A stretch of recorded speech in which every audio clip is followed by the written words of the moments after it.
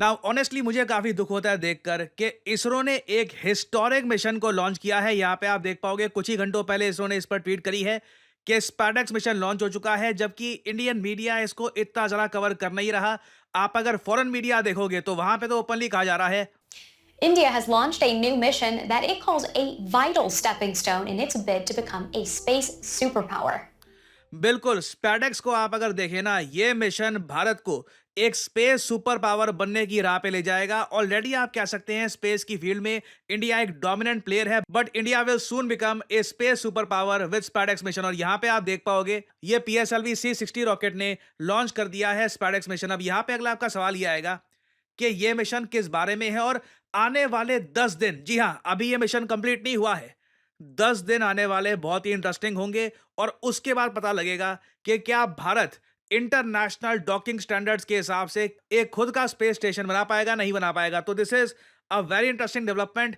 सबसे पहले जानते हैं, ब्रीफ में आपको बताऊंगा कि स्पैडेक्स मिशन है क्या, और फिर हम जानेंगे कि आने वाले 10 दिन ये इंटरेस्टिंग क्यों होने वाले हैं। अब यहाँ पे आपके माइंड में सवाल आएगा कि ये मिशन इतना खास है क्यों और इसकी कॉस्ट क्या है। देखो, टोटल कॉस्ट इस मिशन की आप कह सकते हैं ये आराम से 330 करोड़ या 340 करोड़ के आसपास है। और अगर आप यहाँ पर ये पूछ रहे हैं, पहले तो मैंने कहा था प्रीवियस वीडियो में कि इसकी कॉस्ट 130 करोड़ के आसपास होगी। वेल, मैंने उस वक्त लॉन्च की कॉस्ट को काउंट नहीं किया था, तो अगर हम लॉन्च की कॉस्ट को भी अगर हम ऐड कर दे तो टोटल कॉस्ट यहाँ पर 330 करोड़ की बैठती है। और इसमें हुआ क्या है कि इसरो ने 2 सैटेलाइट्स को अंतरिक्ष में लॉन्च कर दिया है। वैसे बहुत सारी और भी सैटेलाइट्स लॉन्च करी गई है, वो वेरियस और साइंटिफिक पर्पसेस के लिए है।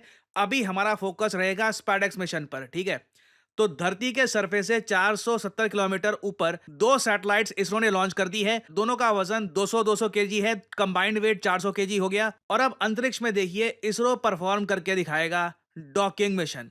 अब यहाँ पे आप कहोगे अच्छा ठीक है, अंतरिक्ष में ये दोनों सैटेलाइट्स ये मर्ज हो जाएंगी ना। ये जो सैटेलाइट है इसका नाम है टारगेट, क्योंकि ये काफी हद तक अपनी जगह पर रहेगी, this will not move a lot. और ये जो सैटेलाइट है इसका नाम है चेसर, ये मूव करेगी इस सैटेलाइट की तरफ और दोनों डॉकिंग करके दिखाएंगे अंतरिक्ष में। अब यहाँ पे आप कहोगे अच्छा, दोनों एक दूसरे की तरफ मूव क्यों नहीं कर रहे।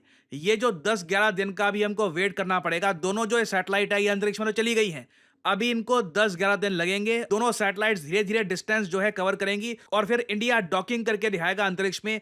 दुनिया में सिर्फ 3 देश हैं जो अंतरिक्ष में डॉकिंग कर सकते हैं, यूएसए, चाइना, रशिया, और इसमें चौथा देश बन जाएगा इंडिया। और यहाँ पे आपको लॉजिक समझना होगा, अगर दोनों ये यहाँ पे ऑब्जेक्ट्स एक दूसरे की तरफ बढ़ना स्टार्ट कर दे तो उस केस में देखिए एक्सीडेंट हो सकता है, डॉकिंग फेलियर भी हो सकता है। क्योंकि हम लोग ये चाहते हैं कि इवेंचुअली ये जो दोनों सैटेलाइट्स हैं ये और जरा करीब आए और इस तरीके से जो डॉकिंग मैकेनिज्म यहाँ पे आप देख रहे हो प्रॉपरली इंटरलॉक करके इंडिया डेमोन्स्ट्रेट करे दुनिया को कि इंटरनेशनल डॉकिंग स्टैंडर्ड्स के हिसाब से भारतीय डॉकिंग स्टैंडर्ड काम करता है। हम लोग कल को कुछ भी अंतरिक्ष में क्रिएट कर सकते हैं and we can even make our own space station. ये जो सारा एनिमेशन है ये इसरो का मैं आपको दिखा रहा हूँ। इसरो ने यहाँ पर यह कहा है कि जिस तरीके से डॉकिंग हम डेमोन्स्ट्रेट करेंगे ना स्पैडेक्स मिशन में, इसी तरीके से डॉकिंग कर करके कल को हम खुद का एक भारतीय स्पेस स्टेशन अंतरिक्ष में बना पाएंगे। क्योंकि ये जो स्पेस स्टेशन का मॉडल आप देखोगे ना, ये सारा स्पेस स्टेशन इकट्ठा तो हम लॉन्च कर नहीं पाएंगे, दिस विल बी ह्यूमंगस। यहाँ पे आप देख पाओगे डॉकिंग करके ना, एक डॉकिंग यहाँ पर हो रखी है, एक डॉकिंग हमने यहाँ पर करी है, यहाँ पर बहुत बार डॉकिंग करके इंडिया खुद का स्पेस स्टेशन अंतरिक्ष में बनाएगा। International space station, Chinese space station सभी इसी तरीके से बनते हैं। और अगर यहाँ पे आपका सवाल ये है कि ये इंटरनेशनल डॉकिंग स्टैंडर्ड क्या होता है और ये भारतीय डॉकिंग स्टैंडर्ड क्या है, ये मैं आपको थोड़ा सा समझाता हूँ। अंतरिक्ष में डॉकिंग करना देखिए बहुत ही मुश्किल कार्य है। 1970 से ही आप देख लीजिए कई कंट्रीज लगातार फेल हो चुकी है अंतरिक्ष में डॉकिंग करने से और उसकी वजह से एक्सीडेंट्स होते हैं। काफी बार एस्ट्रोनॉट्स की जान खतरे में भी आ जाती है। फॉर एग्जांपल इधर आप देख पाओगे 1974 का आर्टिकल है। उस वक्त यूएसएसआर के जो एस्ट्रोनॉट्स थे ये धरती पर वापस आ गए थे क्योंकि स्पेस डॉकिंग अंतरिक्ष में फेल कर गई थी।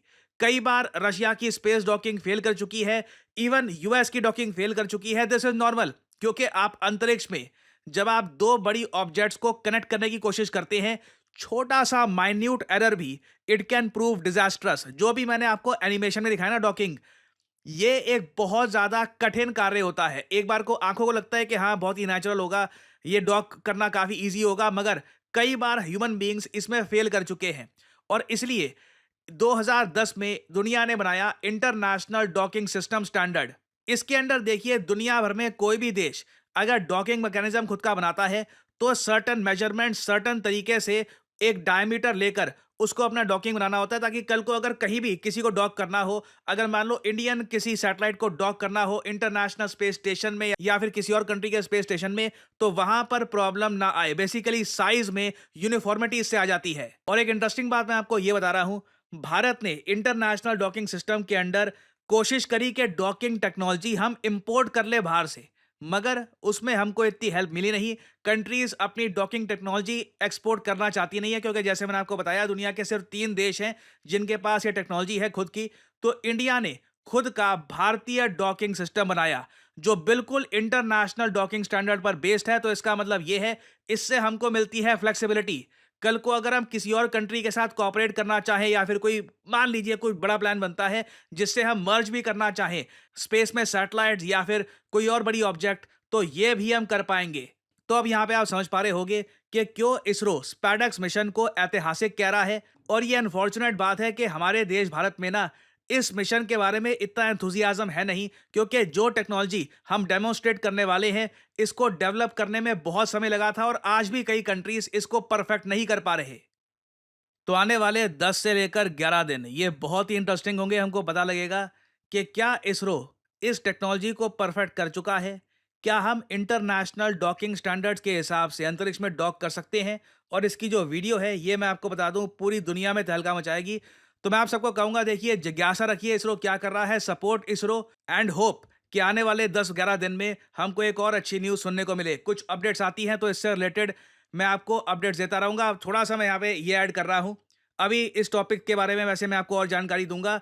नए साल में स्टडी आईक्यू के ही अंडर मैं आपको एक नए चैनल पर दिखूंगा। ये मैं इसलिए कर रहा हूं ताकि अभी देखो स्टडी आईक्यू में बहुत सारी वीडियोस अपलोड होती हैं और काफ़ी बार आपको मेरी वीडियोस ढूंढने में प्रॉब्लम भी आती है। तो स्टडी आईक्यू के ही अंडर हम एक नया चैनल ओपन करेंगे जहां पे सिर्फ आपको मेरी वीडियोस मिलेगी, ताकि आप आराम से सभी वीडियोस देख पाए और सभी वीडियोस की नोटिफिकेशन आपको आराम से मिलती रहे। फाइनली आप लोगों से यहाँ पे मैं एक सवाल पूछूंगा।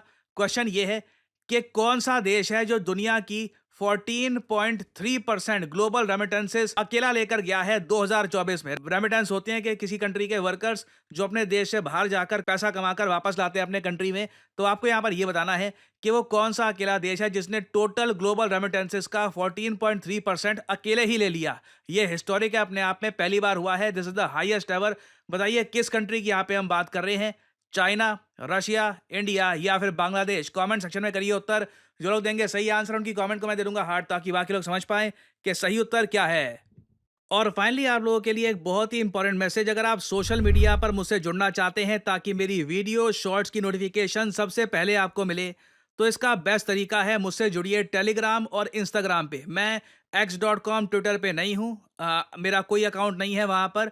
और यहाँ पे आप देख पाओगे वीडियो के कमेंट सेक्शन में पिंड आपको मिल जाएगा जॉइन प्रशांत धवन सर्स टेलीग्राम चैनल। यहाँ पे आप करोगे क्लिक तो आपके सामने ये लिंक आ जाएगा। अगर आप मोबाइल फोन पे हैं तो आराम से टेलीग्राम ऐप ओपन हो जाएगी और यहाँ पे आप मेरा जो टेलीग्राम चैनल है ये कर सकते हैं ज्वाइन। ऑलरेडी यहाँ पर 1,60,000 से ऊपर लोगों ने ज्वाइन कर रखा है।